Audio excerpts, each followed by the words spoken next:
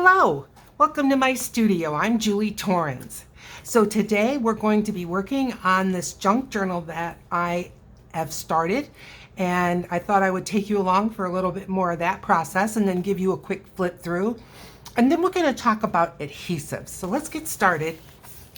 So what I did was this is my junk journal.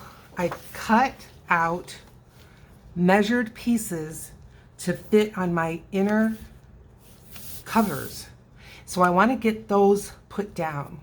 And so I want to put them down. I thought I would glue them in with my Fabri-Tac because I really want these to stick. Now Fabri-Tac for me, because right now my air conditioning is running, it really likes to stick. So I'm going to be trying to work fast, but not stupid. That's not always an easy balance for me. And I would like, if I can, to not get the glue on the other side, you know, where it won't be covered by this paper. Oy, faster, Julie, faster. Okay. Now, they recommend a thin coat, so I do have my little spreader here to spread this out a bit. And I mean, I can tell it's already trying to dry. That's how fast this stuff works. And I can see I really could use a little more in this area. All right, let's get her going. And I can always tack down a little bit more if I need to. I'm gonna have to stand up because I want to be able to see. Okay, so I just made it to fit. I got glue on the outside. Well, that's okay. We'll figure that out in a minute.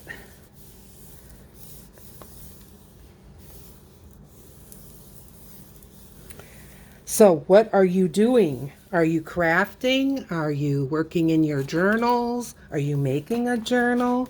I'm going to just give this a good press. This is just my Diane Reevely Dilutions ruler and curve, and it's very handy, even for pressing down glue. There we go. Okay, so what am I going to do about that? Because I want to work on the other side, but it'll stick fast to here. Well, I'm going to try with a baby wipe. Do I think it'll work? Don't know. I don't think it'll hurt as long as I don't get it on the paper. So let's just see.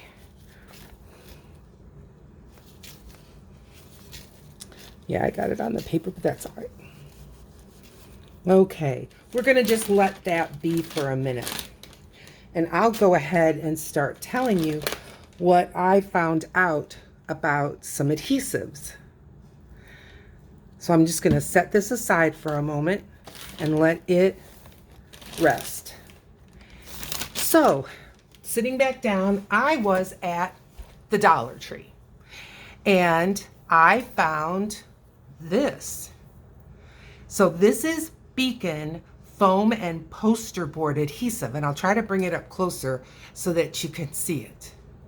And I thought, what's the difference between this Beacon and this Beacon, which is Fabri-Tac? And I did figure it out ounce per ounce. I realize this is a bigger bottle, so of course it's going to cost more, but ounce per ounce, this is less expensive.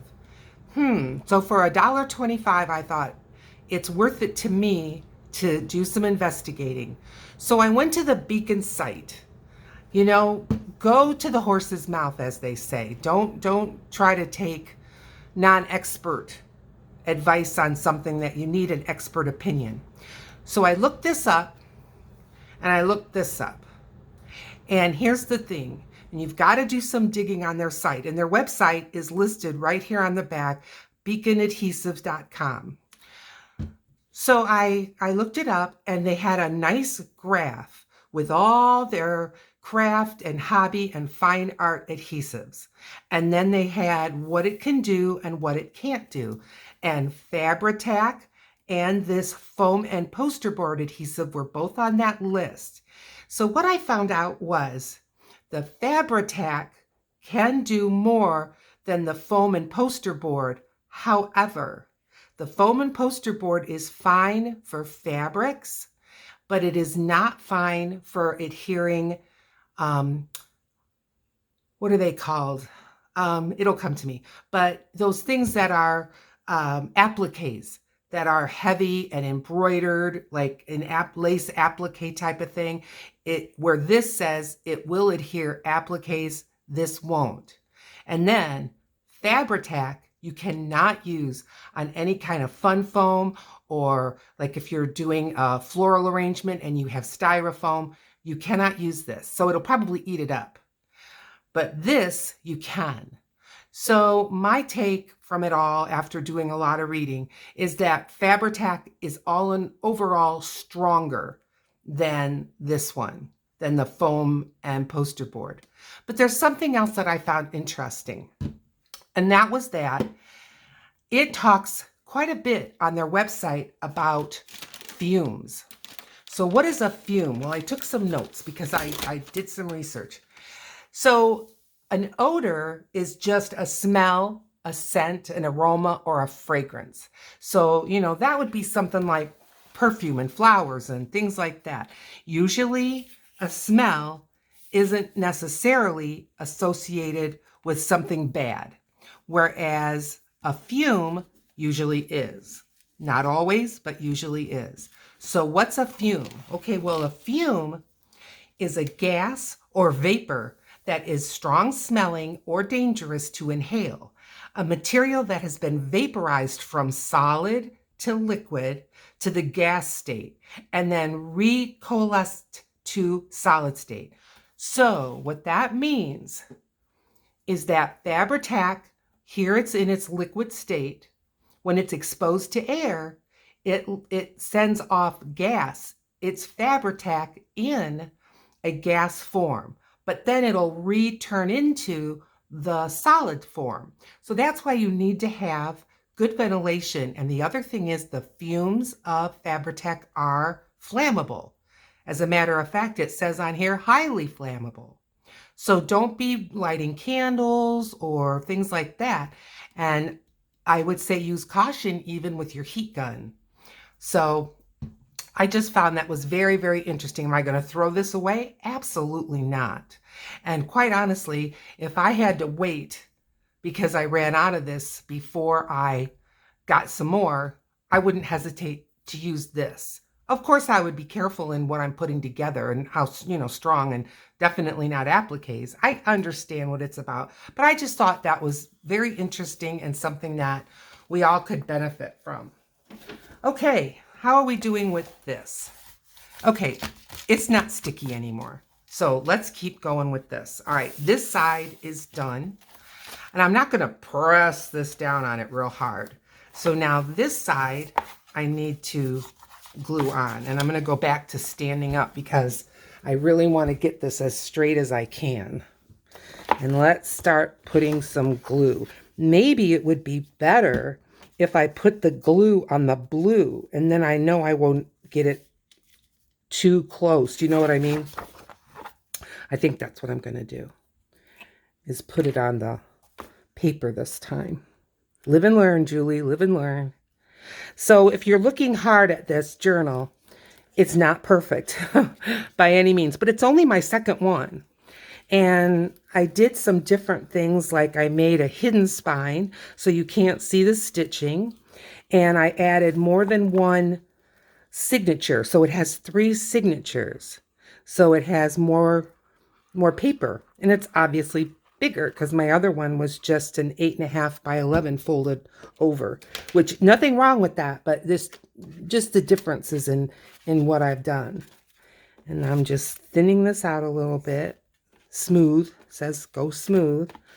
I can see this corner is really missing some glue. Let's put some of that there and maybe some here. Okay, the other corners look good. And let's put it down. And I am not putting it on the seam where this folds, because I just think it'll want to crack and give way. It's paper, so I just wanted to not stress out paper like that. I'm just giving this a really good press. And then when I believe it's dry, I can go back, and if any place wants to lift, I can still re-glue. And then I cut this one out to fit in here. And then I think that'll make a nice inside cover, don't you? So let's get some glue on here. And no, I'm not, running a fan, wearing a mask, all that kind of stuff. I don't think it's that detrimental. But if I was using it in a factory setting, or if I was going to be gluing for, hours on end, if it was my job to just use this glue, well, I'm sure some type of a ventilating mask would be provided. You'd hope, wouldn't you? Okay, let's give this a bit of a push. Okay, so you want to take a little tour of my journal here? It's essentially done except the closure. Now, I got some glue on the outside. I'm just going to leave it, and then it can roll off. And this did not stick. So this is how it closes. And so what I was thinking of putting is a button here, make it loose, and then putting an eyelet, and then putting a stretchy guy to go across. I think that'll be nice. And I'm going to go to the fabric store and get a nice button, something that's decorative. I think that will work out good. So this is a journal that I've designed. I'm sit back down for someone that is doing art. So I've got 3 kinds of art paper in here. I've got mixed media paper, I have watercolor paper, and then I have what's called printing paper that's designed for printing inks, not like for your printer, computer printer, but when people are doing, like linoleum printing and stuff like that. So there's 3 kinds. So I'm just going to refer to those as art paper. So here's art paper, magazine, and now this is our standard printer paper, music note paper. This is from Trader Joe's grocery bag, art paper, a doily, a piece of scrapbook paper, 12 by 12 type paper, and art paper. Here's the center. And then what I did was I've made some of these hidden paper clips, and this is from my jelly print. So I thought I would add one of those to this. I thought that would be a fun thing. And I don't have as much stuff as you might see in other journals, but that's because I really want whoever gets this to be able to really personalize it to what they want in it. So there's that. So this is an art paper. I clipped this just a little too deep. And let's see if we can get it off. There we go. Okay, so that's scrapbook paper, doily, art paper, the Trader Joe bag, the music, printer paper, magazine, art paper. So there's one signature, and I left space, and this is some muslin, and I left space because as this fattens up with whatever the person's going to add to it, I wanted there to be room within the journal. Art paper, regular printer paper. This is a jelly print, art paper. This is some craft paper, magazine, doily, and this is the back end of an envelope that I turned into an envelope. So I cut the back of the envelope off and then turned it into an envelope so they can put whatever they would like inside.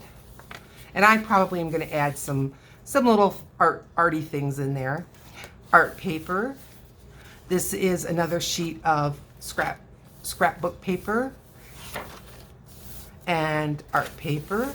Here's the other side of that envelope. So here's the bigger side. I hope you can see it. This is the bigger side.